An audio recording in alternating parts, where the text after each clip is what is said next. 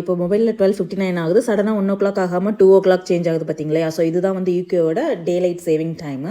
So மொபைலில் system எல்லாம் வந்து ஆட்டோமேட்டிக்காக சேஞ்ச் ஆகிடும். பட் அந்த வால் கிளாக்லாம் வந்து நம்ம தான் வந்து சேஞ்ச் பண்ணணும். ஸோ நான் ஆஃப்டர்நூன் ஒரு 4 ஆகுது மொபைலில், பட் ஆனால் வந்து வால் கிளாக்கில் 3 தான் ஆகுது. ஸோ நான் மேனுவலாக வந்து அதை செட் பண்ணி வச்சுக்கிறேன். ஸோ இந்த மாதிரி தான் வந்து மேனுவலாக வந்து உள்ள வால் கிளாக்லாம் வந்து நம்ம சேஞ்ச் பண்ணிக்கணும். ஸோ இதோட ப்ளஸ் என்னன்னு சொன்னால், நமக்கு வந்து யூகேல இப்போ வந்து நமக்கு டே லைட் டைம் வந்து அதிகமாக இருக்கும், எக்ஸஸாக இருக்கும். ஸோ குழந்தைங்களுக்குலாம் வந்து பார்க் டைம் வந்து அதிகமாக கிடைக்கும். ஸோ நமக்கு வந்து சன்லைட்டில் வந்து மோஸ்ட்டாக நம்ம வந்து ட்ராவல் பண்ணுறதுக்கு நல்லா யூஸ்ஃபுல்லாக இருக்கும்.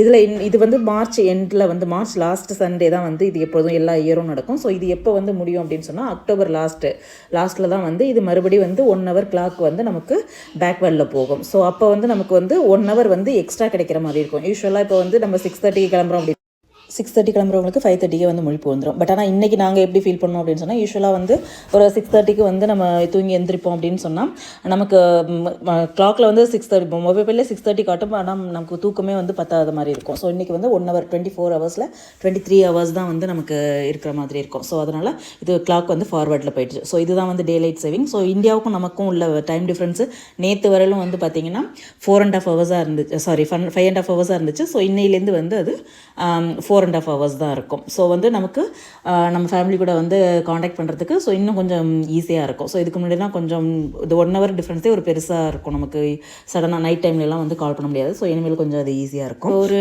ஃபார் எக்ஸாம்பிள் இப்போ நேற்று வந்து ஒரு 6:30 வந்து நமக்கு பொழுது போகிற மாதிரி ஃபீலாக இருந்தது அப்படின்னு சொன்னால், இன்றைக்கி அது ஒரு 7:30 7:45 ஆகும் அரௌண்டு நமக்கு சன்செட் ஆகிறது.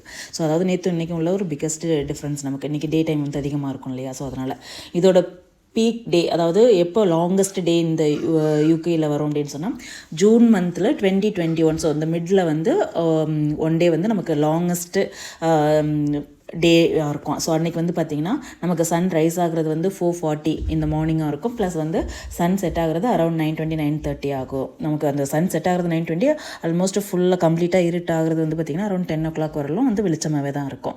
ஸோ இதுதான் வந்து லாங்கஸ்ட் டேவாக இருக்கும். இது வந்து எப்போ அப்படியே கிராஜுவலாக வந்து அப்படியே படிப்படியாக குறைஞ்சு நமக்கு அக்டோபரில் வந்து மறுபடியும் கிளாக் வந்து ரீசெட் ஆகும்போது, பேக்வேர்டில் 1 hour ரீசெட் ஆகும்போது நமக்கு வந்து கம்ப்ளீட்டாக வந்து சேஞ்ச் ஆகிடும். ஸோ மறுபடியும் வந்து விண்டர் ஸ்டார்ட் ஆகிடும் இல்லையா? ஸோ அதனால் வந்து கம்ப்ளீட்டாக வந்து அது டார்க் ஆகிடும் குயிக்காக. வந்து இன்றைக்கி வெளிச்சமாக இருக்கிற இந்த டைம் வந்து நாளைக்கு சடனாக வந்து டார்க் ஆகிடும். ஸோ இந்த டைம் சேஞ்ச்னால நம்ம இதெல்லாம் வந்து ஃபீல் பண்ணுவோம். இங்கே யூகேயில் உள்ளவங்க இதை வந்து புரிஞ்சுக்கிட்டோம் அப்படின்னா ஓகே. ஏன்னா இன்றைக்கி மார்னிங்லேருந்து நமக்கே வந்து ஒரு லிட்டில் கன்ஃபியூஷன் இருக்கும் இதனால். ஸோ நம்ம ஃபீல் சொல்லும் ஓகே டைம் இருக்குங்கிற மாதிரி. பட் ஆனால் நமக்கு வந்து கிளாக்கில் வந்து டைம் ஆன மாதிரி ஒரு ஃபீலாக இருக்கும். ஸோ